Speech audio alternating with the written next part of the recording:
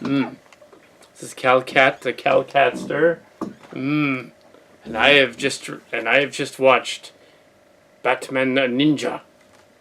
Yes, Batman Ninja. It's a roughly feature-length movie film from several Japanese animators, including Kano and some other guys. Yeah, Rosaki and Kano, and yeah, so that's his name. Yeah, this was in production for a while, but this year, it became evident that it was going to come out, and it came out. It finally came out. I'm surprised it didn't air in theaters because this would have been awesome in the theater. This is a Blu-ray version of it. It's also on DVD. It came out on Blu-ray and DVD about 2 weeks ago in the States. Yeah, so it's PG-13. It basically has Back to the Future 3 and Ninja Turtles 3 vibe to it. Although that's a good thing because in this case, the time travel premise kind of works. It's the ape man dude, smart ape man guy, Cargo or whatever. He figures out how to make a time machine, and he gets all the villains and together to go in the time machine and go back into time to, oddly enough, feudal Japan so they can take over. Batman and all of the Robins from different timelines show up. I don't know how they would all be in the same universe, but maybe it's the time warp that's doing it. And Catwoman and Alfred, and they go to stop him. So, yeah. The Ninja Batman. So, yeah, they'll go in there to stop him. And, yeah, they go to feudal Japan, and there's kind of like bat-worshipping sort of samurai guys, and Batman gets in league with them to stop the Joker's plot. I don't want to give away too much, because you don't want to see it, because it's really cool. But yeah, the visuals and animation are top-notch, and there's also a love letter to all the Japanese mangas and animes and stuff. Definitely. There's even a giant robot in it. Of course. But unlike in Ready Player One, the movie, which they did not want to show Voltron, there's a Voltron in this. Well, a Voltron built out of feudal steampunk Japanese, like, bad guy villain Voltron. So yeah, that's just idea is just bizarre. It's awesome. And there's a monkey hero who's kind of like in Car Robot. You got 2001 one. Just a lot of stuff that's referencing other stuff. Yeah. So. Yeah. So Ninja Batman.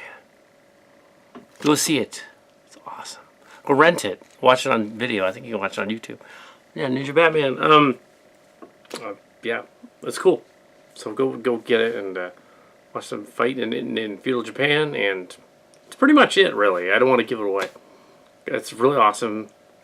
Great soundtrack, great animation score, great voice actors for the American dub. You can also watch the in Japanese, I think, if you want to.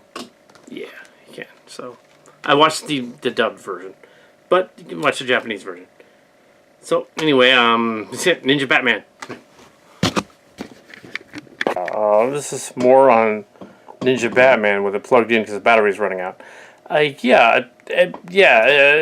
actually very cool. Although the 2 or 3 movies that I mentioned were kind of cheesy, this movie's actually cool and well done. If you've already minded the premise that it's time travel, so it's going to be like, well, they have to get back, so that's a given. You know, that kind of thing. So, yeah, it's an animated cartoon. DC cartoons tend to be very good. I don't know why they don't get the DC cartoon people to write the DC movies.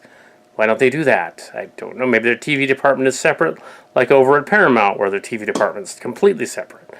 until they merged at some point in the future, near future. But they're still separate at this point. Yeah, why doesn't DC get the guys that did this to do one of the premises is that the Joker apparently loses his memory, and during the ninja training montage thing, there's an explosion. He attacks them with the big battle fortress, like steampunk battle fortress castle. So it's a house moving castle reference apparently, but that's cool too. It's also Mortal Engines, which came after House Moving Castle. Which kind of ripping it off. House Moving Castle was first, by a considerable amount of years. So there's a lot of references. All of them work surprisingly well. The ninja stuff works. The samurai stuff works. If you like those kind of movies, samurai anime manga movies, this is everything that would be. And their costumes are great, and the designs are great.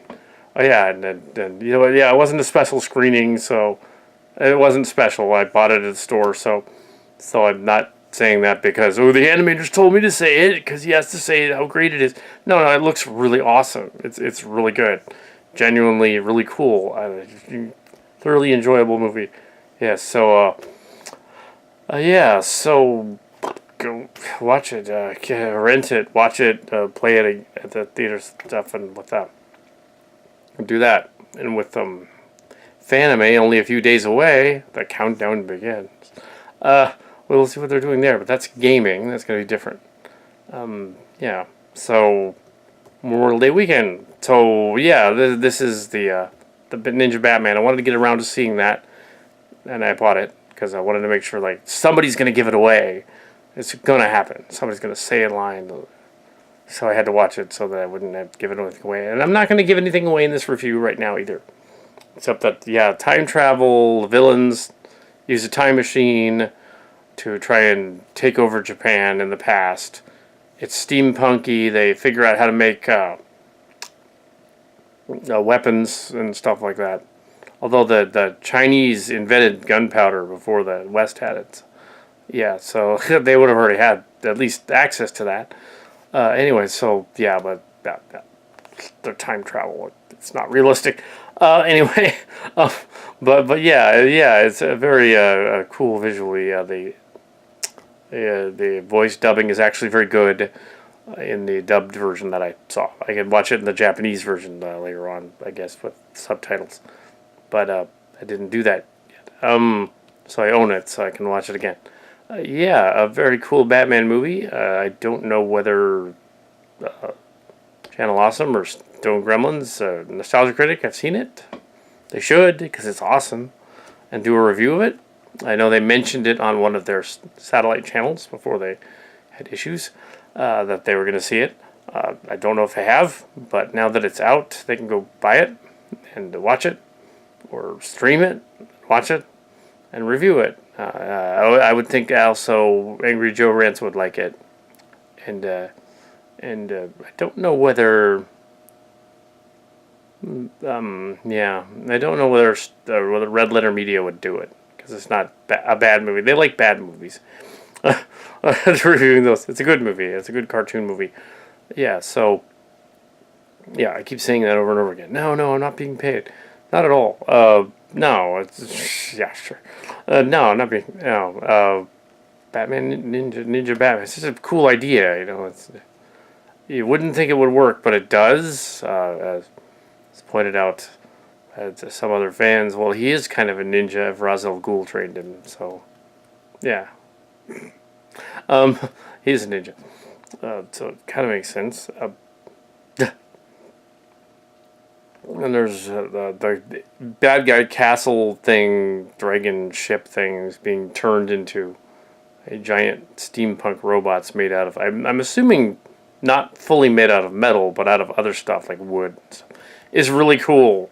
And they fight the giant Batman and the giant monkey man. There's so much weird stuff at the end of this thing. Definitely nods to Murasaki and some of that stuff.